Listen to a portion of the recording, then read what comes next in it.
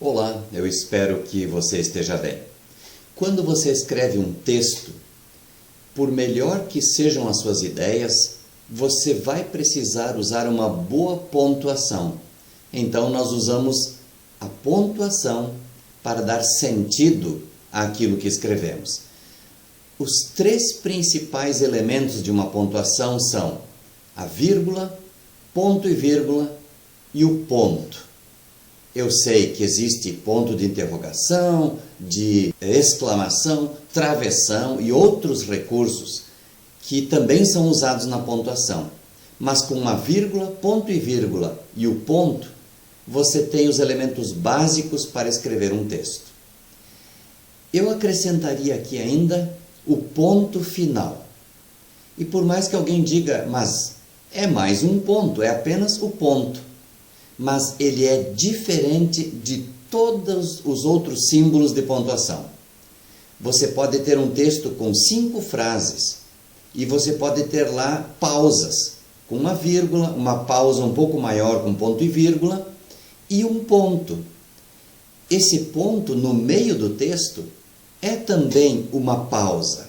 Ele é muito diferente do ponto final. Depois que você desenvolveu tudo o que queria, você termina o seu raciocínio, você terminou de escrever o que queria, e então você põe o último ponto, ponto final. Você fechou a sua ideia. Falo isso porque tem pessoas que se referem à morte como um ponto final. A pessoa chegou ao seu ponto final. Não é o que a Bíblia diz. Segundo a Bíblia, a morte é apenas uma vírgula, não é o ponto final. Quero ler o que diz o apóstolo Paulo na sua primeira carta aos Tessalonicenses. Irmãos, queremos que vocês saibam a verdade a respeito dos que já morreram, para que não fiquem tristes como ficam aqueles que não têm esperança. Nós cremos que Jesus morreu e ressuscitou. E assim cremos também que depois que Jesus vier, Deus o levará de volta e junto com ele levará os que morreram crendo nele. Quero destacar 3 ideias importantes nessa palavra do apóstolo. Primeira, ele fala da tristeza. A tristeza daqueles que não têm esperança. De fato, não ter uma esperança depois que alguém morre é muito triste. A segunda ideia, ele diz, nós cremos que Jesus morreu e ressuscitou.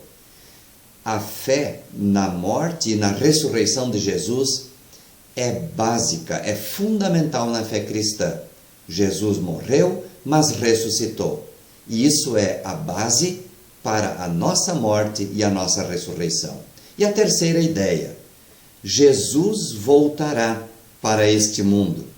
E então, depois, ele retornará ao céu e levará consigo aqueles que creram nele. E aí nós vamos ver que a morte foi apenas uma vírgula.